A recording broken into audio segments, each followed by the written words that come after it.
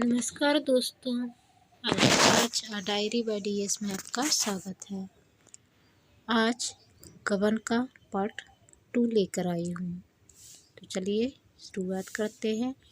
यदि आपने part first नहीं सुना है तो चैनल पर जाइए और गबन करके एक प्लेलिस्ट बनी हुई है, उस पर जाकर आप फर्स्ट पार्ट देख सकते हैं और सुन सकते हैं। महाशय दयानाथ जितनी उमंगों से व्यायाम करने गए थे उतना ही हतोत्साहित होकर लौटे। दीनदयाल ने खूब दिया, लेकिन वहाँ से जो कुछ मिला वह सब नाच तमाशे नेकचार में खर्च हो गया। बार बार अपनी भूल पर पछताते, क्यों दिखावे और तमाशे में इतने रुपए खर्च किए। इसकी ज़रूरत ही क्या थी। ज़्यादा से ज़्यादा लोग यही तो कहते, महाशय बड़े कृपण हैं। उतना सुन लेने में क्या हानि थी। मैंने गांव वालों को तमाशा दिखाने का ठेका तो नहीं लिया था। यह सब रमा का दुस्साहस है। उसी ने सारे खर्च बढ़ा कर मेरे दिवाला निकाल दिया, और सब तकाजे तो 10-5 दिन टल भी सकते थे, पर सर्राफ किसी तरह न मानता था। शादी के 7वें दिन उसे 1000 रुपये देने का वादा था। 7वें दिन सर्राफ आया, मगर यहाँ रुपए कहाँ थे। दयानाथ में लल्लू चप्पू की आदत न थी, मगर आज उन्होंने उसे चकमा देने की कोशिश की। किस्त बांधकर सब रुपए 6 महीने में अदा कर देने का वादा किया। फिर 3 महीने पर आए, मगर सर्राफ भी एक ही घुटा हुआ आदमी था। उसी वक्त टला जब दयानाथ ने तीसरे दिन बाकी रकम की चीज़ें लौटा देने का वादा किया, और यह भी उसकी सज्जनता ही थी। वह तीसरा दिन भी आ गया, और अब दयानाथ को अपनी लाज रखने का कोई उपाय न सूझता था। कोई चलता हुआ आदमी शायद इतना व्यग्र न होता। हीले हवाले करके महाजन को महीनों टालता रहता, लेकिन दयानाथ इस मामले में अनाड़ी थे। जागेश्वरी ने आकर कहा, भोजन कब से बना ठंडा हो रहा है, खाकर तब बैठो। दयानाथ ने इस तरह गर्दन उठाई मानो सिर पर सैकड़ों मन का बोझ लदा हुआ है। बोले, तुम रुक जाकर खा लो, मुझे भूख नहीं है। जागेश्वरी, भूख क्यों नहीं है? रात भी तो कुछ नहीं खाया था। इस तरह दाना पानी छोड़ देने से महाजन के रुपए थोड़े ही अदा हो जाएंगे। दयानाथ, मैं सोचता हूँ उसे आज क्या जवाब दूंगा। मैं तो यह विवाह करके बुरा फंस गया। बहू कुछ गहने लौटा तो देगी। जागेश्वरी, बहू का हाल तो सुन चुके, फिर भी उससे ऐसी आशा रखते हो। उसकी टेक है कि जब एक चंद्रहार न बन जाएगा कोई गहना ही न पहनूंगी। सारे गहने संदूक में बंद कर रखे हैं, बस वही एक बिल्लोरी हार गले में डाले हुए है। बहुएं बहुत देखी, पर ऐसी बहू न देखी थी। फिर कितना बुरा मालूम होता है कि कल की आई बहू उससे गहने छीन लिए जाएं। दयानाथ ने चिढ़कर कहा, तुम तो जले पर नमक छिड़कती हो। बुरा मालूम होता है तो लाओ 1000 निकाल कर दे दो, महाजन को दे आऊं। देती हो? बुरा मुझे खुद मालूम होता है, लेकिन उपाय क्या है? गला कैसे छूटेगा? जागेश्वरी, बेटे का ब्याह किया है कि ठट्टा है? शादी ब्याह में सभी कर्ज लेते हैं, तुमने कोई नई बात नहीं की। खाने पहनने के लिए कौन कर्ज लेता है? धर्मात्मा बनने का कुछ फल मिलना चाहिए या नहीं? तुम्हारे ही दर्जे पर सत्यदेव है। पक्का मकान खड़ा कर दिया, जमींदारी खरीद ली। बेटे के ब्याह में कुछ नहीं तो 5000 तो खर्च किए ही होंगे। दयानाथ, जब ही दोनों लड़के भी तो चल दिए। जागेश्वरी, मरना जीना तो संसार की गति है। लेते हैं वह भी मरते हैं, नहीं लेते वह भी मरते हैं। अगर तुम चाहो तो 6 महीने में सब रुपए चुका सकते हो। दयानाथ ने त्योरी चढ़ाकर कहा, जो बात जिंदगी भर नहीं की वह अब आखिरी वक्त नहीं कर सकता। बहू से साफ साफ कह दो, उससे पर्दा रखने की ज़रूरत ही क्या है। और पर्दा रह ही कितने दिन सकता है, आज नहीं तो कल सारा हार मालूम ही हो जाएगा। बस 3-4 चीज़ें लौटा दे तो काम बन जाए। तुम मुझसे एक बार कहो तो। जागेश्वरी झुंझलाकर बोली, उससे तुम ही कहो, मुझसे तो न कहा जाएगा। सहसा रमानाथ टेनिस रैकेट लिए बाहर से आया। सफ़ेद टेनिस शर्ट था, सफ़ेद पतलून, कैनवस का जूता। गोरे रंग और सुंदर मुखाकृति पर इस पहनावे ने रईसों की शान पैदा कर दी थी। रूमाल में बेले के गजरे लिए हुए था, उससे सुगंध उड़ रही थी। माता पिता की आंखें बचाकर वह जीने पर जाना चाहता था कि जागेश्वरी ने टोका, इन्हीं के तो सब कांटे बोए हुए हैं, इनसे क्यों नहीं सलाह लेते। रमा से तुमने नाश तमाशे में 12-1300 उड़ा दिए। सर्राफ को क्या जवाब दिया जाए। बड़ी मुश्किलों से कुछ गहने लौटाने पर राजी हुआ, मगर बहू से गहने मांगे कौन। यह सब तुम्हारी ही करतूत है। रमानाथ ने इस आक्षेप को अपने ऊपर से हटाते हुए कहा, मैंने क्या खर्च किया? जो कुछ किया बाबूजी ने किया। हाँ, जो कुछ मुझसे कहा गया वह मैंने किया। रमानाथ के कथन में बहुत कुछ सत्य था। यदि दयानाथ की इच्छा न होती तो रमा क्या कर सकता था। जो कुछ हुआ उन्हीं की अनुमति से हुआ।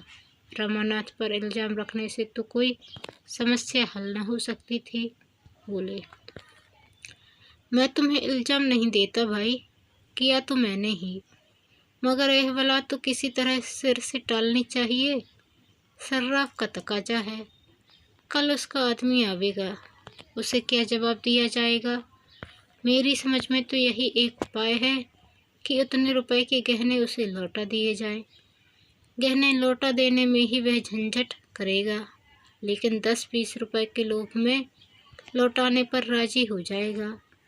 तुम्हारी क्या सलाह है?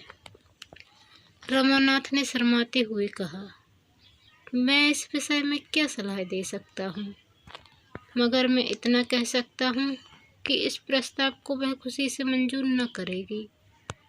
अम्मा तो जानती हैं कि चढ़ावे में चंद्रहार न जाने से उसे कितना बुरा लगा था।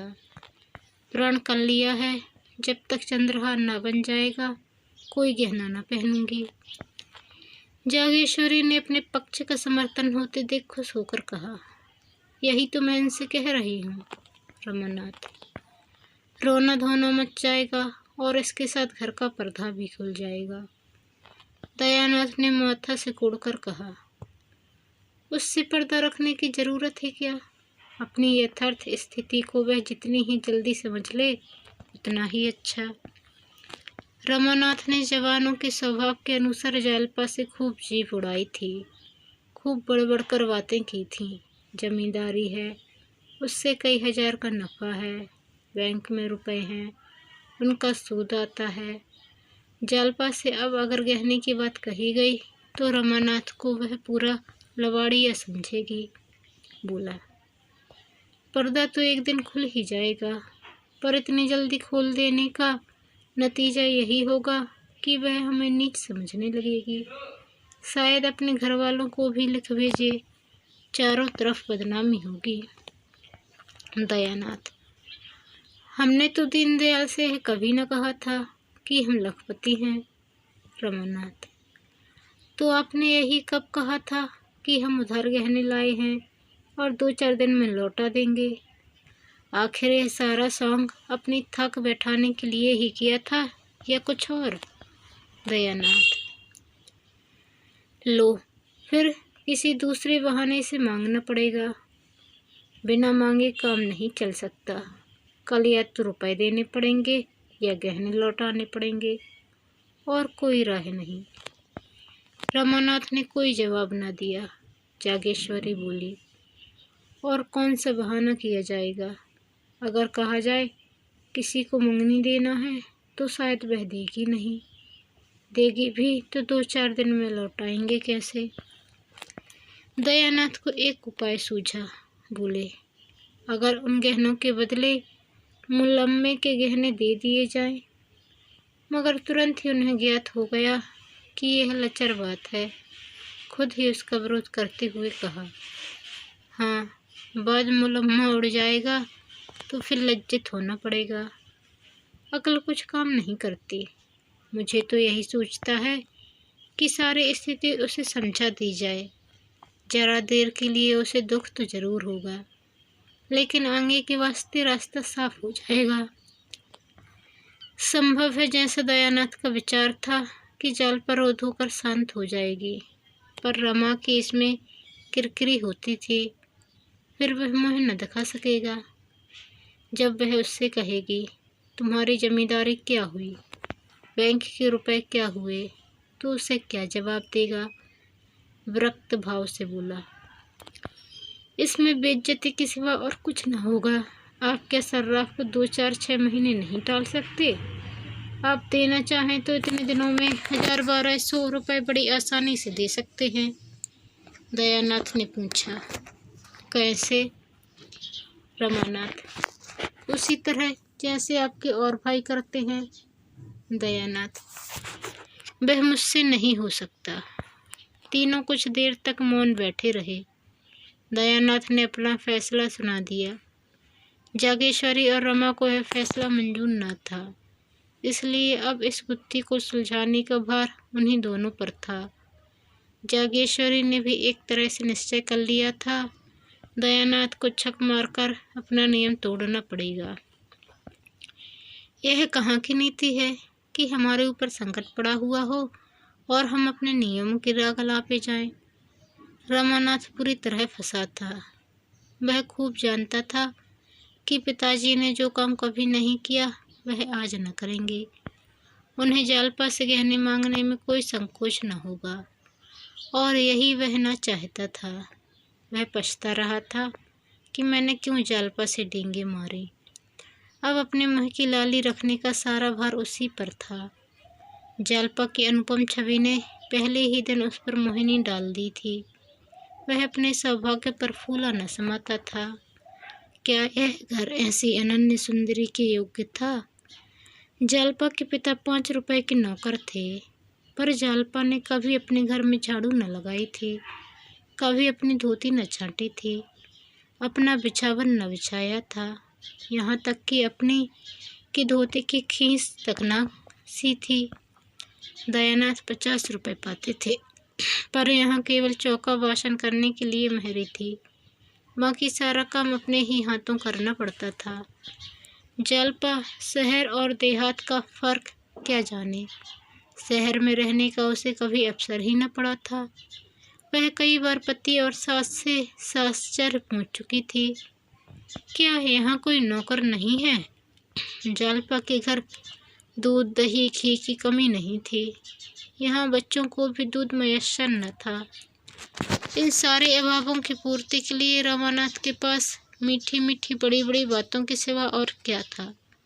घर का किराया 5 रुपया था। रमानाथ ने 15 बतलाए थे। लड़कों की शिक्षा का खर्च मुश्किल से 10 रुपये था। रमानाथ ने 40 बतलाए थे। उस समय उसे इसकी जरा भी शंका न थी कि एक दिन सारा भंडा फूट जाएगा। मिथ्या दूरदर्शी नहीं होता, लेकिन वह दिन इतनी जल्दी आएगा यह कौन जानता था। अगर उसने ये डींगे न मारी होती तो जागेश्वरी की तरह वह भी सारा भार दयानाथ पर छोड़कर निश्चिंत हो जाता।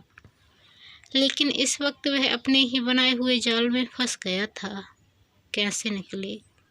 उसने कितने ही उपाय सोचे, लेकिन कोई ऐसा न था जो आगे चलकर उसे उलझनों में न डाल देता, दलदल में न फंसा देता। यकायक उसे एक चाल सूझी। उसका दिल उछल पड़ा, पर इस बात को वह मुँह तक न ला सका। ओह, कितनी नीचता है, कितना कपट, कितनी निर्दयता, अपनी प्रेयसी के साथ ऐसी धूर्तता। उसके मन ने उसे धिक्कार राव अगर इस वक्त उसे कोई 1000 रुपया दे देता तो वह उसका उम्र भर के लिए गुलाम हो जाता।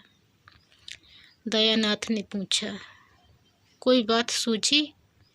मुझे तो कुछ नहीं सूझता। कोई उपाय सोचना ही पड़ेगा। आप ही सोचिए। मुझे तो कुछ नहीं सूझता। क्यों नहीं उससे 2-3 गहने मांग लेते? तुम चाहो तो ले सकते हो। हमारे लिए मुश्किल है। मुझे शर्म आती है। तुम विचित्र आदमी हो। ना खुद मांगोगे ना मुझे मांगने दोगे, तो आखिर यह नाव कैसे चलेगी?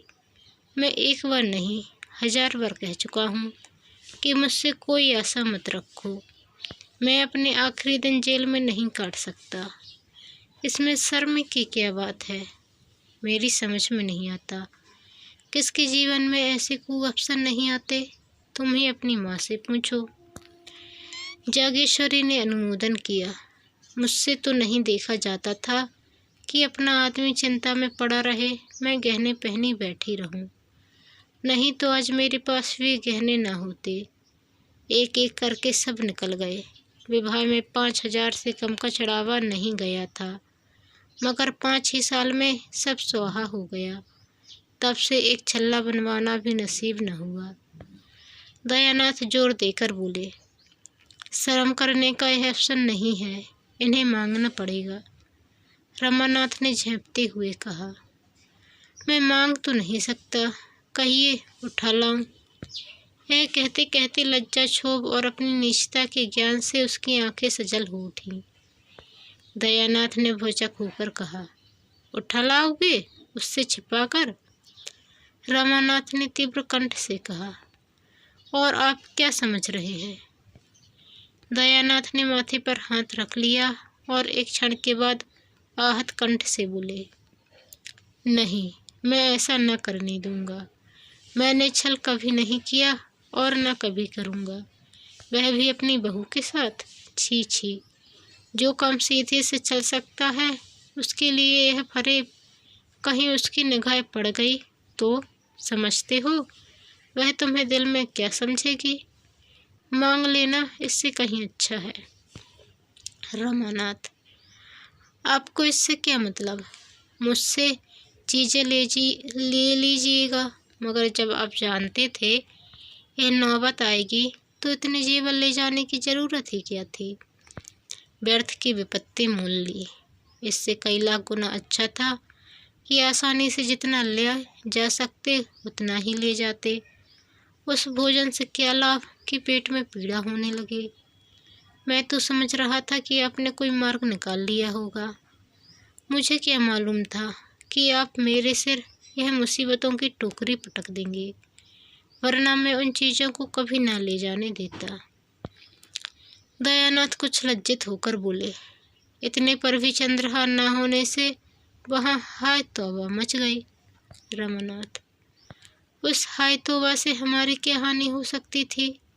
जब इतना करने पर भी हाय तौबा मच गई तो मतलब भी तो न पूरा हुआ। उधर बदनामी हुई, इधर यह आफत सिर पर आई। मैं यह नहीं दिखाना चाहता कि हम इतने फटेहाल हैं। चोरी हो जाने पर तो सब्र करना ही पड़ेगा। दयानाथ चुप हो गए। उस आवेश में रमा ने उन्हें खूब खरी खोटी सुनाई और वह चुपचाप सुनते रहे। आखिर जब न सुना गया तो उठकर पुस्तकालय चले गए। यह उनका नित्य का नियम था। जब तक 2-4 पत्र पत्रिकाएं ना पढ़ लें उन्हें खाना न हजम होता था। उसी सुरक्षित घड़ी में पहुंचकर घर की चिंताओं और बाधाओं से उनकी जान बचती थी। रमा भी वहां से उठा, पर जालपा के पास न जाकर अपने कमरे में गया। उसका कोई कमरा अलग तो था नहीं, एक ही मर्दाना कमरा था।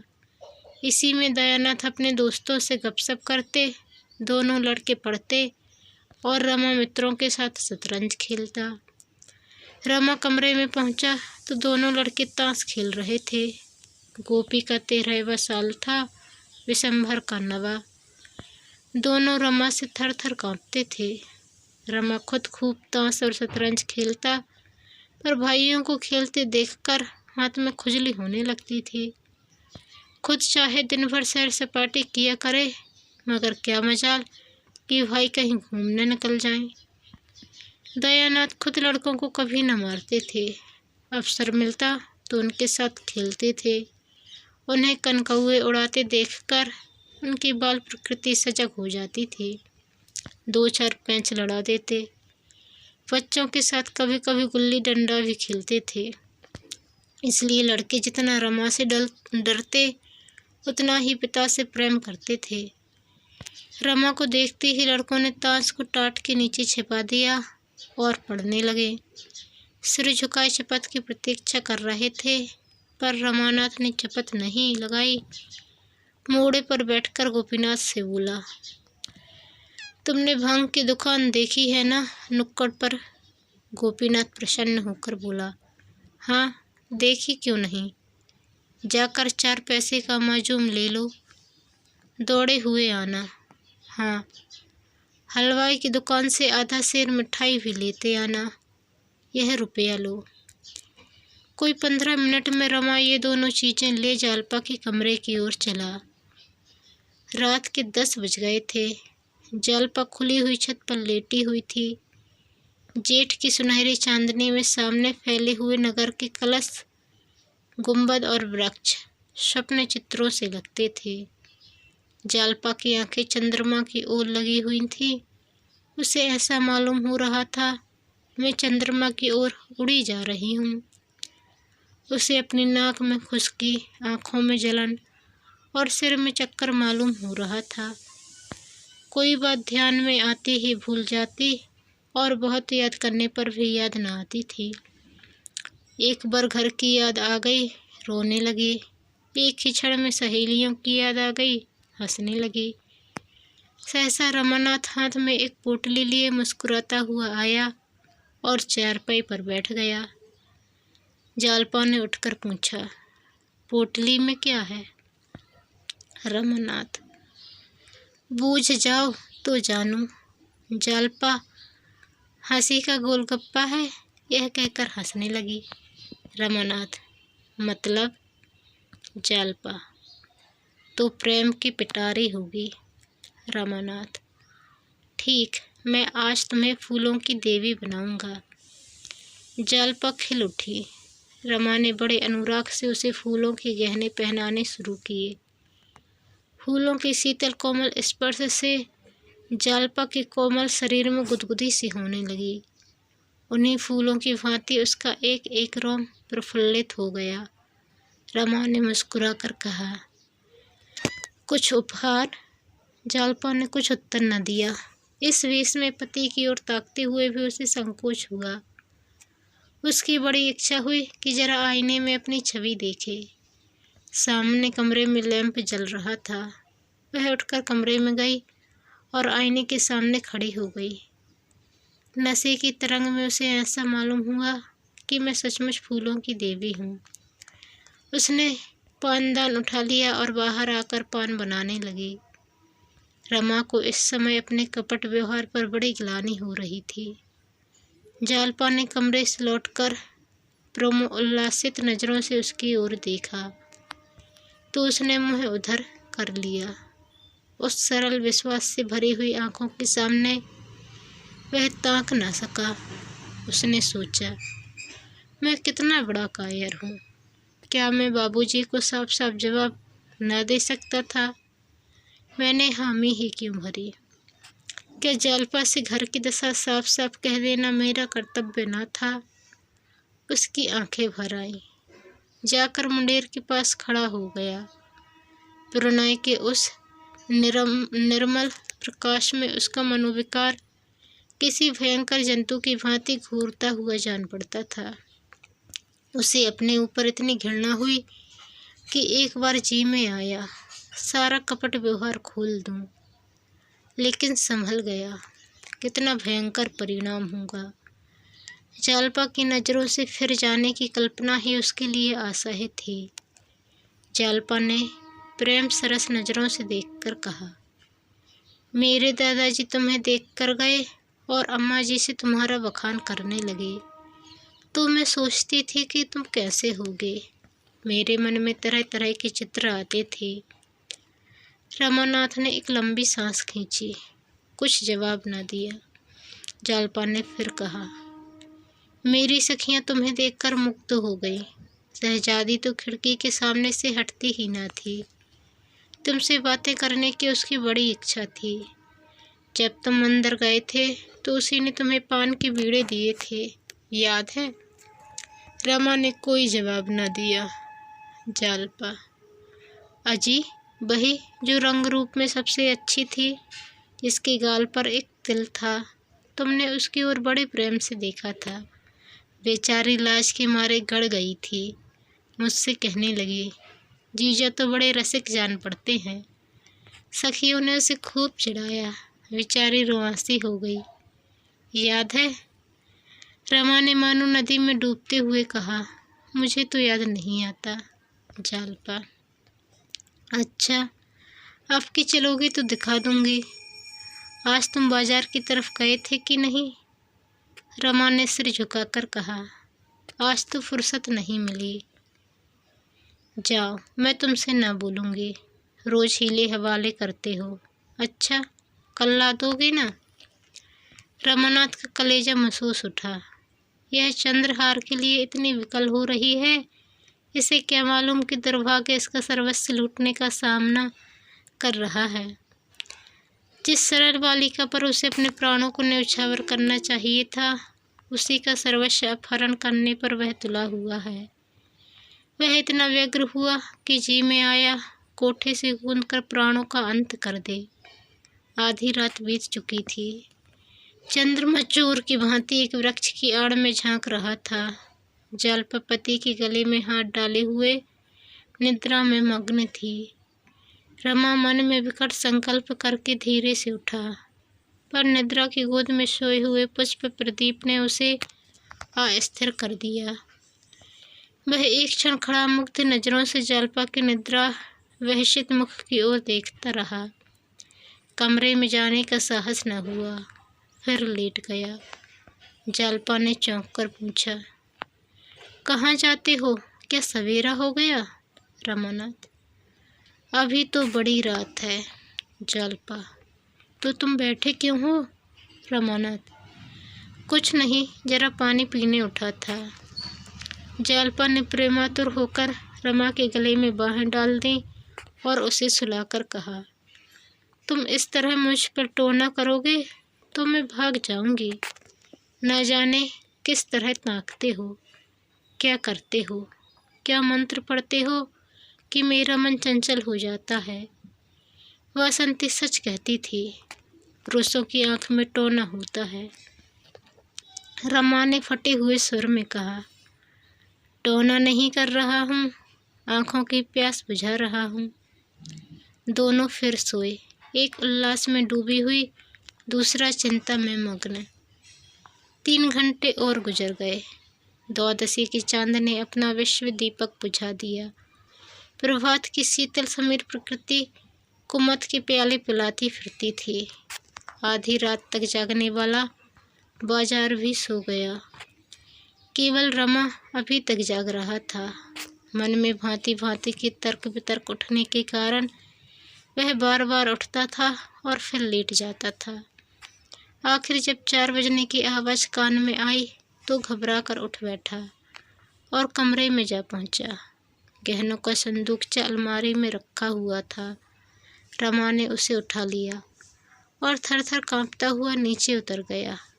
इस घबराहट में उसे इतना अवकाश न मिला कि वह कुछ गहने छांट कर निकाल लेता। दयानाथ नीचे बरामदे में सो रहे थे। रमा ने उन्हें धीरे से जगाया। उन्होंने हकबकाकर पूछा, कौन? रमा ने होंठ पर उंगली रखकर कहा, मैं हूँ, यह संदूकची लाया हूँ, रख लीजिए। दयानाथ सावधान होकर बैठ गए। अभी तक केवल उनकी आंखें जगी थीं, अब चेतना भी जागृत हो गई। रमा ने जिस वक्त उनसे गहने उठा लाने की बात कही थी, उन्होंने समझा था कि यह आवेश में ऐसा कह रहा है। उन्हें इसका विश्वास न आया था कि रमा जो कुछ कह रहा है उसे भी पूरा कर दिखाएगा। इन कमीनी चालों से वह अलग ही रहना चाहते थे। ऐसे कुत्सित कार्य में पुत्र से सांठ-गांठ करना उनकी अंतरात्मा को किसी तरह स्वीकार न था। पूछा, इसे क्यों उठा लाए? रमा ने धृष्टता से कहा। आप ही का तो हुक्म था दयानाथ। झूठ कहते हो रमानाथ। तो क्या फिर रखाऊं? रमा के इस प्रश्न ने दयानाथ को घोर संकट में डाल दिया। झेंपते हुए बोले, अब क्या रखाओगे? कहीं देख ले तो गजब ही हो जाए।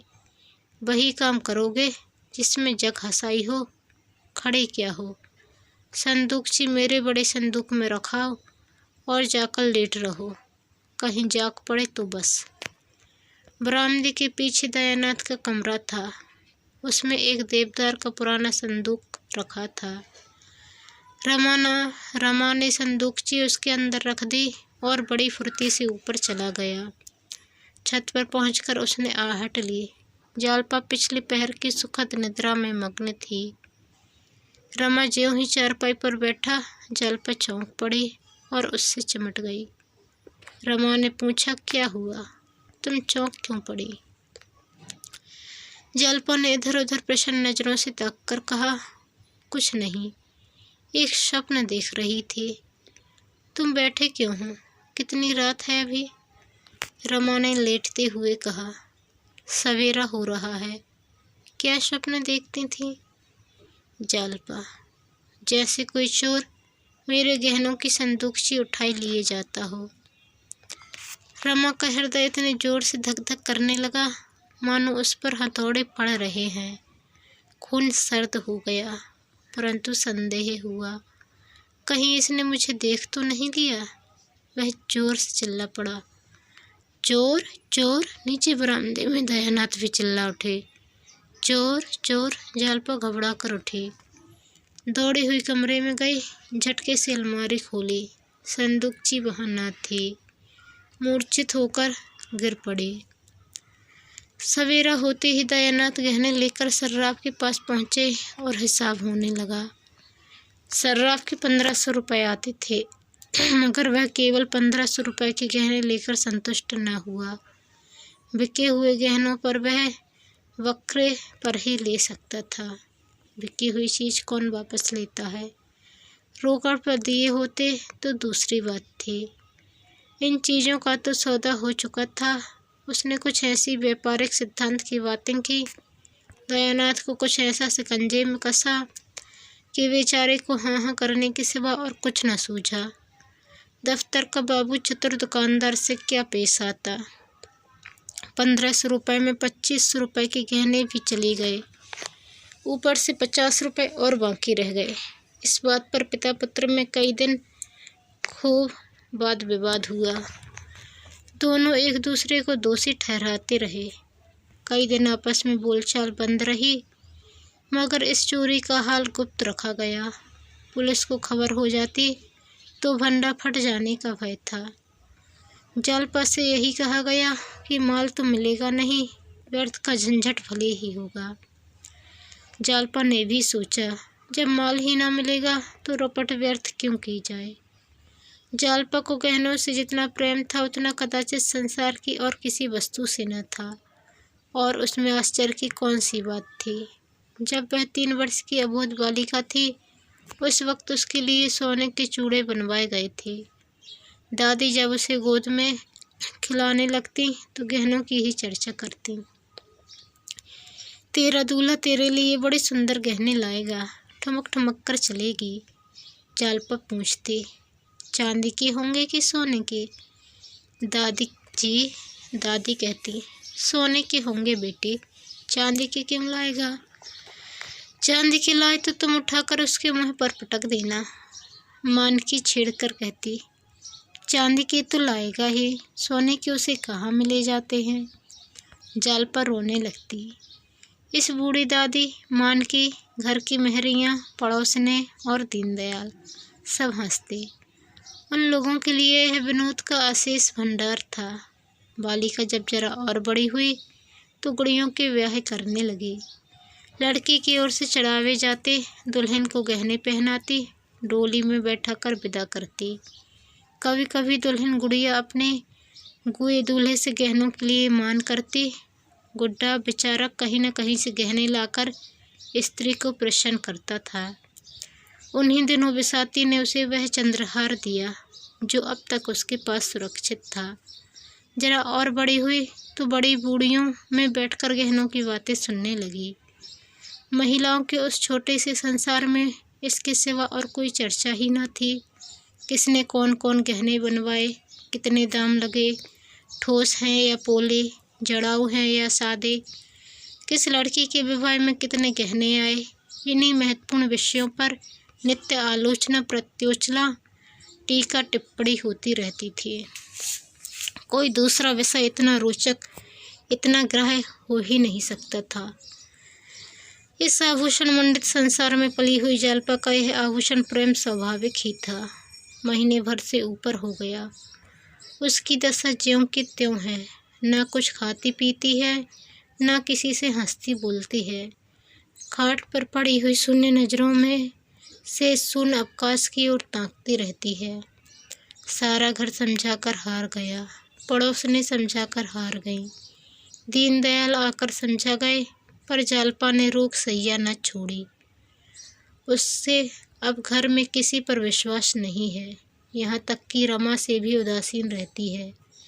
वह समझती है सारा घर मेरी उपेक्षा कर रहा है, सबके सब मेरे प्राण के ग्राहक हो रहे हैं।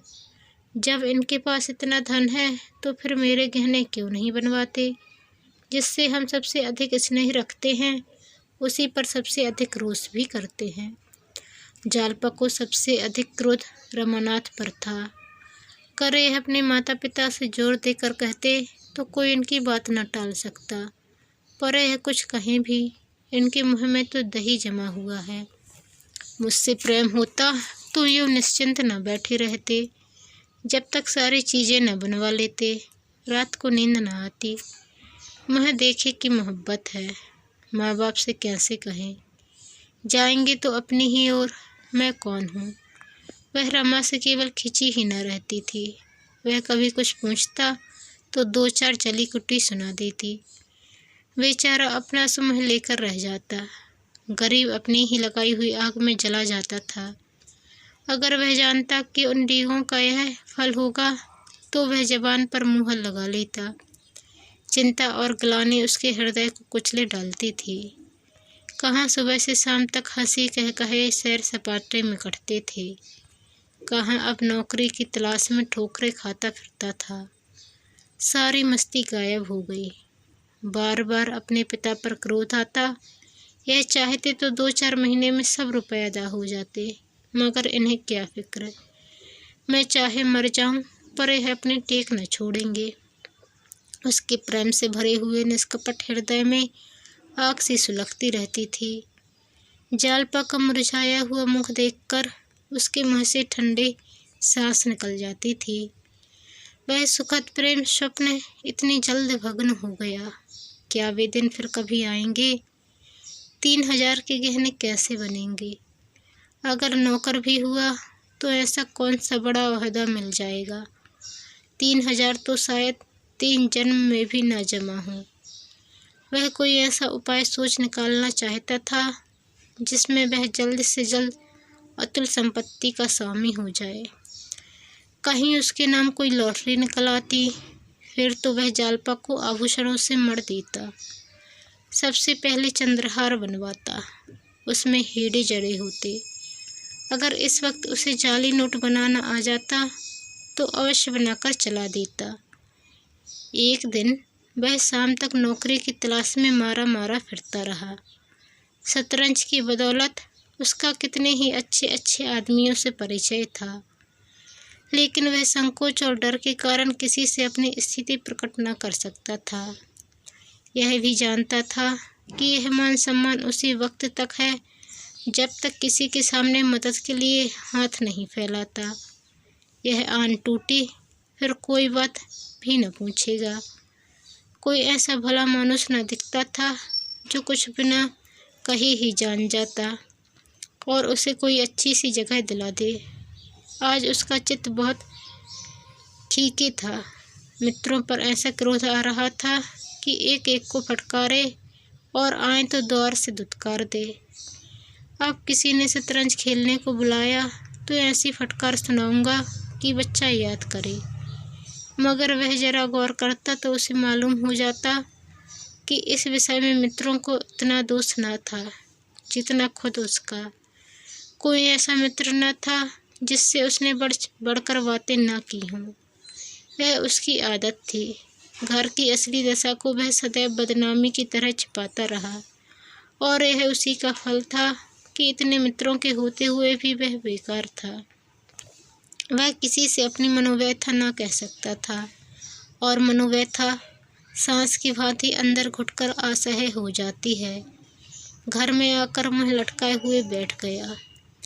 तो दोस्तों, आगे का पार्ट इसके बाद का